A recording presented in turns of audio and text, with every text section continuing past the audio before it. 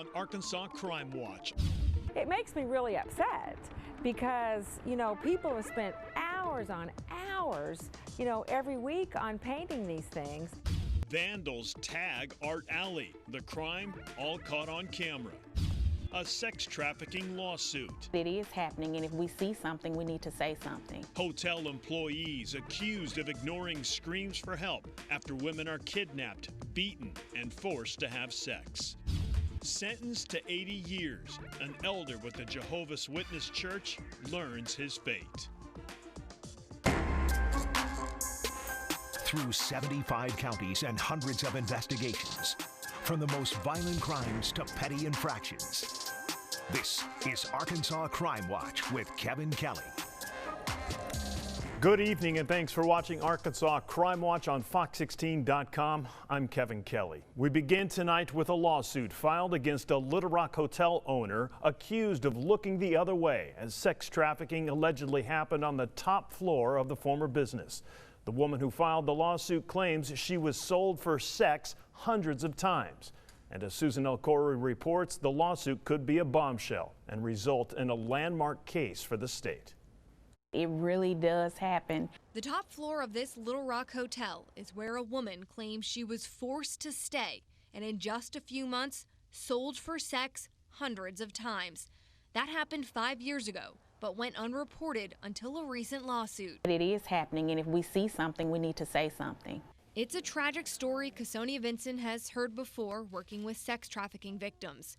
But she calls the suit a first since it argues the former Quality Inn was negligent for not stopping the abuse. Because that's typically who you see get arrested are the victims or the traffickers. Nobody looks at the bigger picture or even the middleman. According to the lawsuit, the woman named as Jane Doe says her traffickers booked the entire top floor, forcing her to have sex with 10 to 12 individuals per day. And while she was being beaten, she screamed for her life with no response. It goes on to say no one from the hotel staff ever offered help. And sometimes people just close their eye to what's really happening. It's something we tried to ask the owner, but haven't heard back.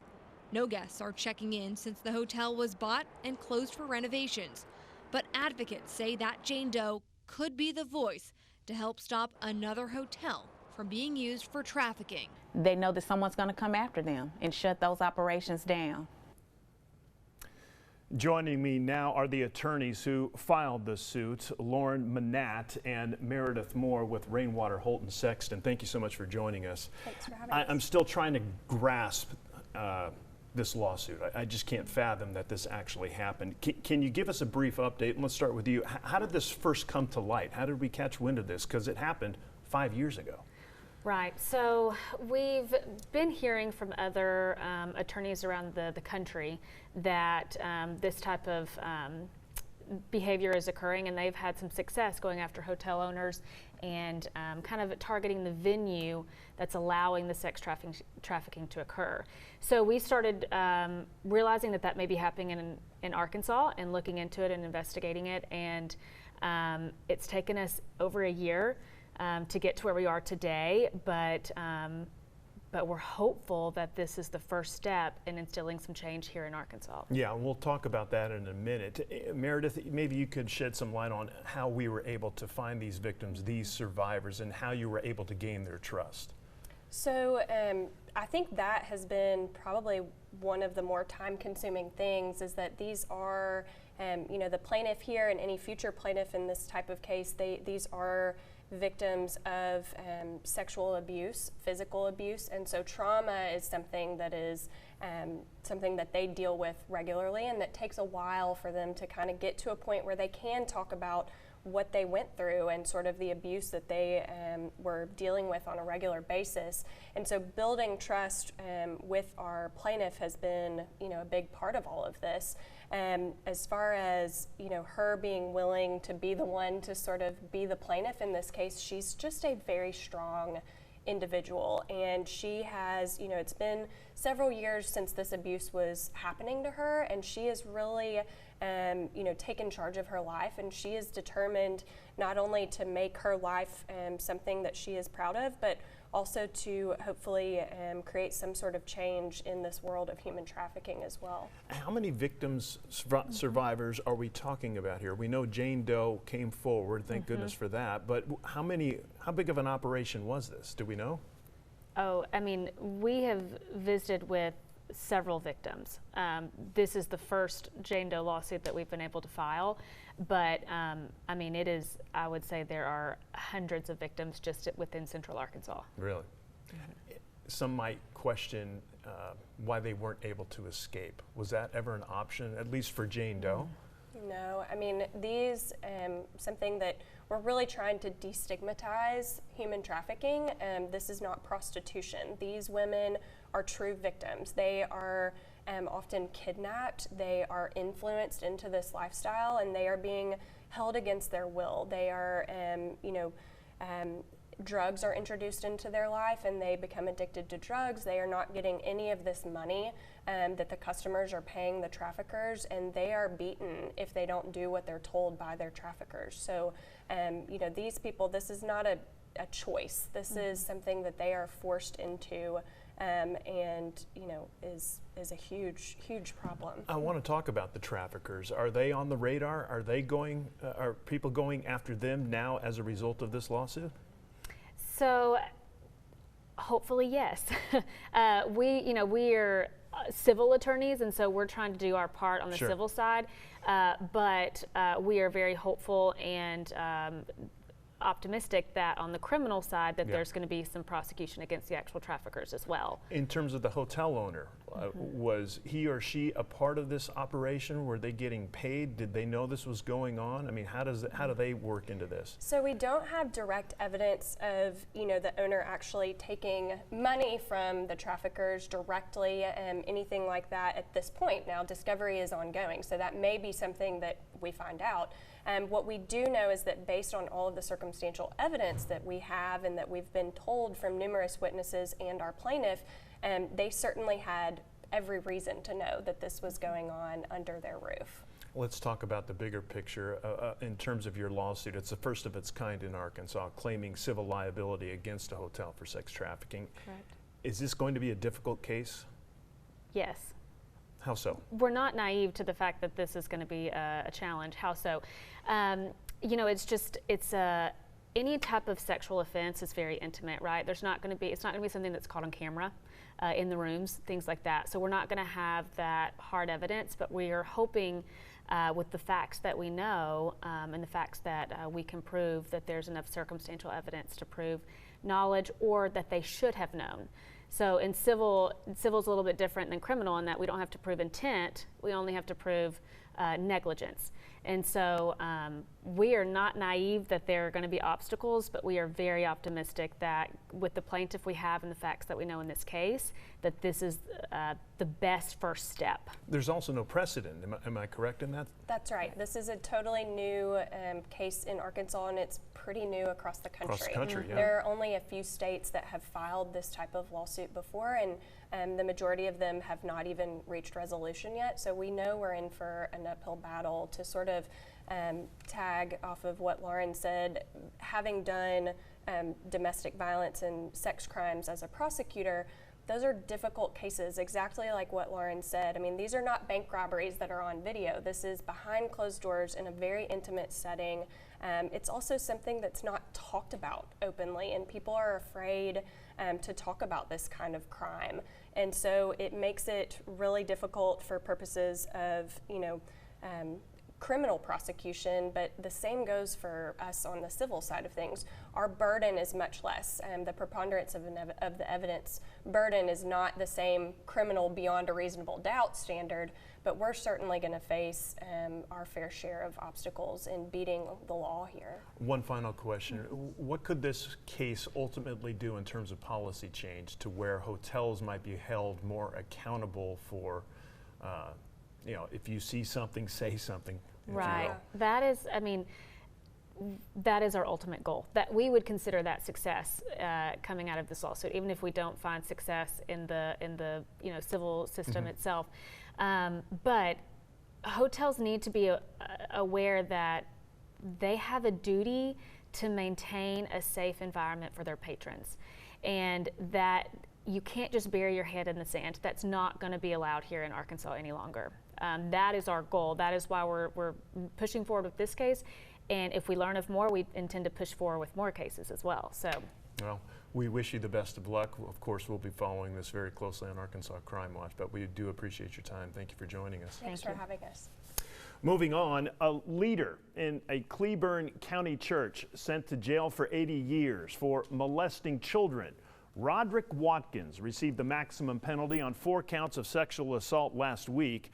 Court documents describe him as an elder with the Jehovah's Witness Church. A total of 10 victims came forward. 4 charges were pursued.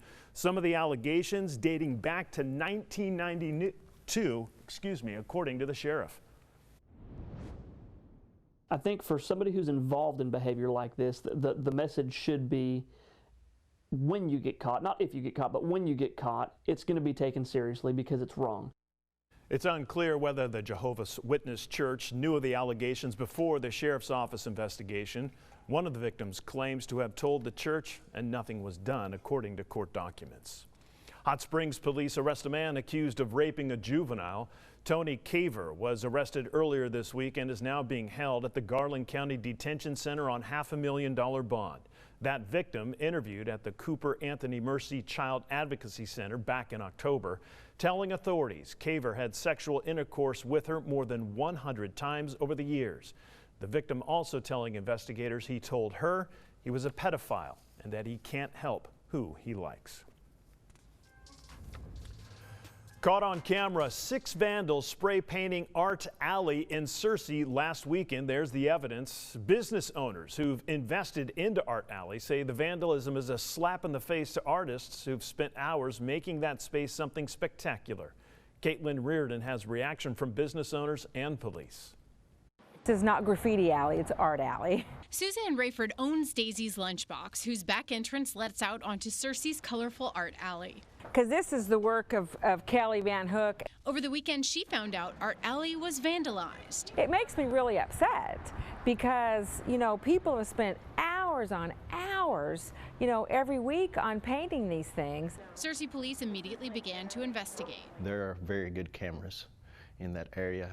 Those cameras feed into Rayford's office. Okay, so there's the first group. As it turns out, they saw it all. So see, she had the silver paint.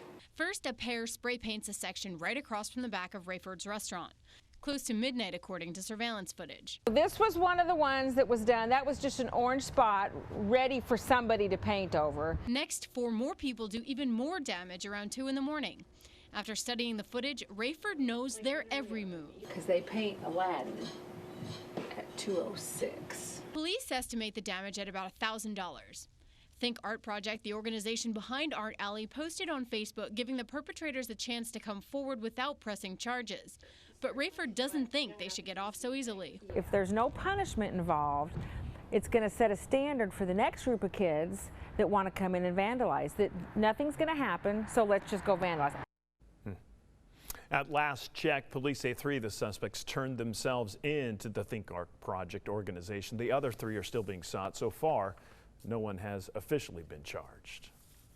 Police looking for the driver who fired a shot at another car, the bullet just missing a toddler. The road rage taking place on 167 in Sherwood. The father tells us he was driving on the highway with his son when he says another car cut him off. He says the driver then kept trying to stay next to them. The dad, who asked us to hide his face, says he was pulling away and heard something hit his car. That's when he pulled over and saw the damage. I thought my son must have been shot. Like, trajectory was perfectly lined up for him to have been hit. And so I freaked out. I opened the car door, I pulled him out and checked him for any wounds, and he seemed to be fine. The bullet actually lodged in the child's car seat. State police did track down the car involved, but have yet to make an arrest.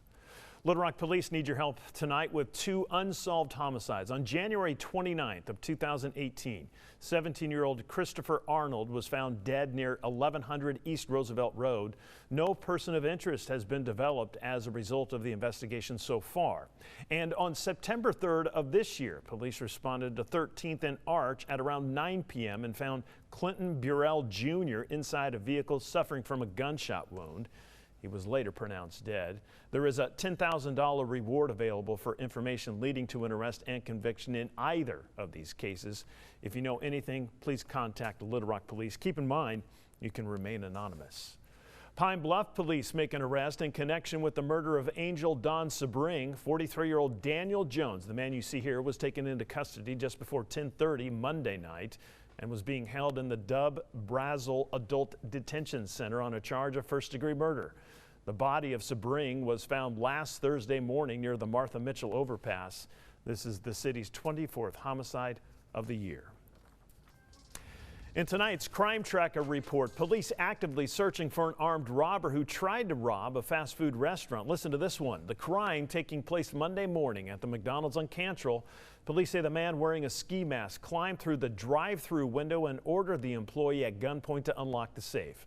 The robber slipped and fell to the ground, at which point the employee actually grabbed the robber and attempted to throw him out of the drive-through window. The robber fled, but not before firing one shot. A Texarkana doctor indicted on charges of over-prescribing opiates and other controlled substances to patients. Federal agents, along with the DEA and local police, arrested Dr. Lonnie Parker earlier this week at his office. According to a release by the Department of Justice, Parker ran a suspected pill mill, which included prescribing 1.2 million doses of opiates just to over 1,500 patients. The report also notes the doctor's actions may have even led to the death of a patient.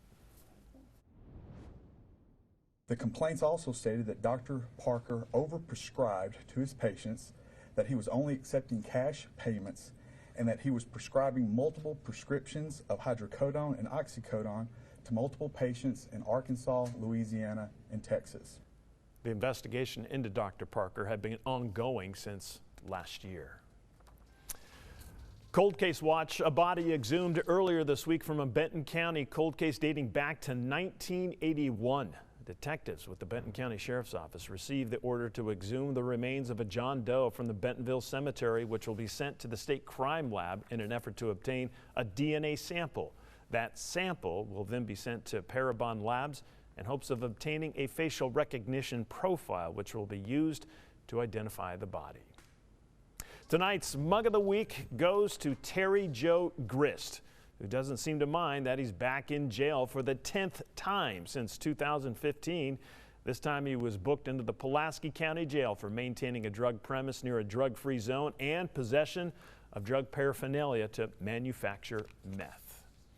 As we leave you, here's a look at Arkansas's most wanted. Keep in mind, all of the suspects you've seen tonight are innocent until proven guilty in the court of law. Remember, if you have any information on any of these cases we talked about, you're asked to call your local police department. Thanks for watching Arkansas Crime Watch. I'm Kevin Kelly. Be smart, be safe, and if you see something, say something. I'll see you tomorrow night on Fox 60 News at 5:30 and 9.